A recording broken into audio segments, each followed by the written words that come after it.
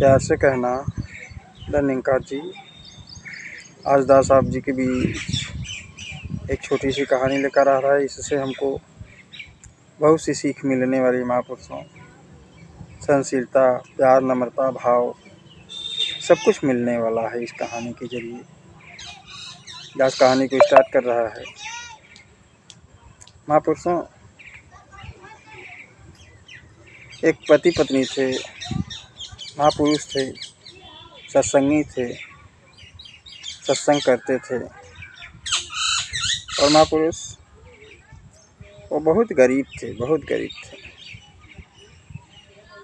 दोनों लकड़ी काटने का काम करते थे।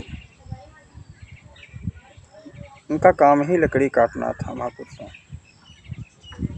वो डेली जंगल में जाते, लकड़ी को काटते और उसको लेकर आते, बाज़ार में उसको बेचते। जो कुछ भी मिलता उसी से अपना जीवन यापन कर रहे थे, अपना पेट पाल रहे थे, शुक्राने में जीवन जी रहे थे कि सदगुरु माता जी बड़ी कृपा है कि जीवन बड़े आराम से कट रहा है। एक बार क्या हुआ कि बरसात होने लगी और बरसात ऐसा हुआ कि 4-6 दिन तक लगातार बरसात होती रही और उनके घर में कुछ खाने को भी नहीं था। महापुरुषों, वो भूखे प्यासे 4 दिन रह गए। फिर बरसात थमी तो ये दोनों लोग जंगल में गए फिर लकड़ी काटने को। दिन भर लकड़ी काटे, प्रभु का गुणगान कर रहे हैं, लकड़ी काट रहे हैं। लकड़ी काटे, बांधे और लेकर आने लगे। आगे आगे वो लकड़हारा है और पीछे पीछे उनकी पत्नी। महापुरुषों, आगे जब लकड़हारा जाता है तो रास्ते पे कुछ सोने की असरफियाँ गिरी पड़ी दिखती हैं। महापुरुषों, वो जो लकड़हारा है असरफी को देखता है तो उसके मन में एक बार होता है कि ये सोने की असरफियाँ यहाँ पड़ी है। वहाँ बैठ जाता है और पीछे से उनकी पत्नी आ रही हैं। वो उन सोने की जो असरफियाँ हैं उसी पे माटी डाल रहा था।